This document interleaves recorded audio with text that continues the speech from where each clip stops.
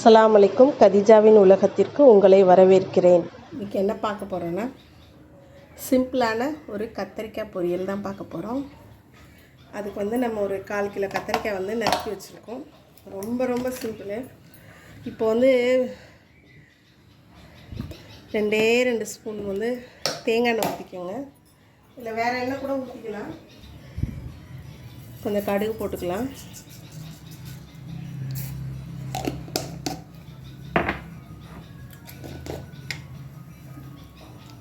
கொஞ்சம் உளுந்தம்பருப்பு போட்டுக்கலாம். இது ரொம்ப சிம்பிள் கத்திரிக்காய் பொரியல். வெறும் கடுகு உளுந்தம்பருப்பு மட்டும் போட்டால் போதும். இதை பாருங்கள், கத்திரிக்காயை இந்த மாதிரி நறுக்கி வச்சுருக்கேன். குட்டி குட்டியாக நறுக்கி வச்சுருக்கேன். இப்போ அதில் போட்டுருவோம்.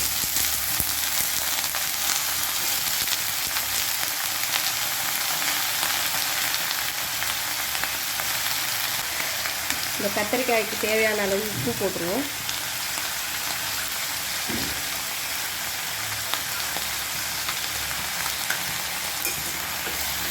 தேங்காய் எண்ணெயே ஊற்றுறோன்னா கொஞ்சம் வாசனையாக இருக்கும். அதுக்காக தான் தேங்காய் எண்ணெய் ஊற்றிக்கிறோம். நிறைய ஊற்ற வேணாம். சும்மா 1 ஸ்பூன் இல்லை 2 ஸ்பூன் ஊற்றினா போதும். அந்த எண்ணெயிலே நம்ம இந்த கத்திரிக்காயை நம்ம வதக்கி விட்டுக்கலாம். தண்ணிலாம் எதுவும் தேவையில்லை. இந்த எண்ணெயிலே தான் வதக்க போகிறோம்.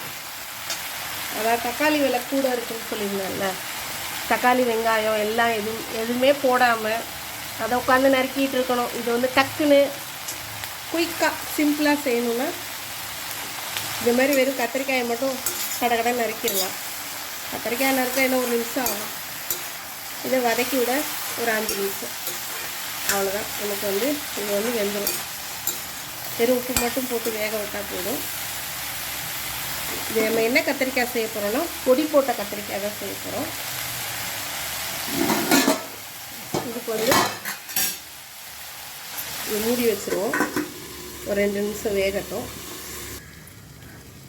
இப்போது இந்த கத்திரிக்காய் பாருங்கள், நல்லா 3/4 பதத்துக்கு வெந்துருச்சு. இந்த ஸ்டேஜில் நம்ம தேவையான மிளகாத்தூள் போட்டுக்குவோம். ஏற்கனவே அந்த பொடியிலையும் மிளகா போட்டு தான் அரைச்சிருக்கோம். இருந்தாலும் இன்னும் கொஞ்சம் பத்தலை, கொஞ்சம் நல்லா காரசாரமாக இருக்கணுன்றதுக்காக நான் இதில் தனியாக மிளகாத்தூள் போடுறேன். மிளகாத்தூள் போட்டு ஒரு வதக்குவோம். சரிங்களா? எண்ணெய் இவ்வளோண்டு தான் ஊற்றணும். 2 ஸ்பூன் தான் ஊற்றணும். நல்லா கத்திரிக்காய்க்கெலாம் ரொம்ப எண்ணெய் தேவைப்படாது. ஆனால் சிம்மில் போட்டே வதக்குனா நல்லா வதங்கும். இதோட இரும்பு சட்டியில் போட்டால் இன்னும் கம்மியாகவே எண்ணெய் தேவைப்படும். கத்திரிக்காய் நல்லா வதங்கிடுச்சு பாருங்கள். அந்த மிளகாத்தூளும் எண்ணெயில் வதங்கிடுச்சு. இப்போ என்ன பண்ணிடுவோம், பொரியல் பொடி நான் ஏற்கனவே செஞ்சு வச்சுருக்கேன், வீடியோவும் போட்டிருக்கேன். இப்போ அதுதான் போட்டுக்கிறோம். அது போதும், இந்த அளவு போட்டால் போதும். ஏன்னா 1/4 கிலோ தானே கத்திரிக்காய், அதுக்கு இந்த அளவு போட்டால் போதும்.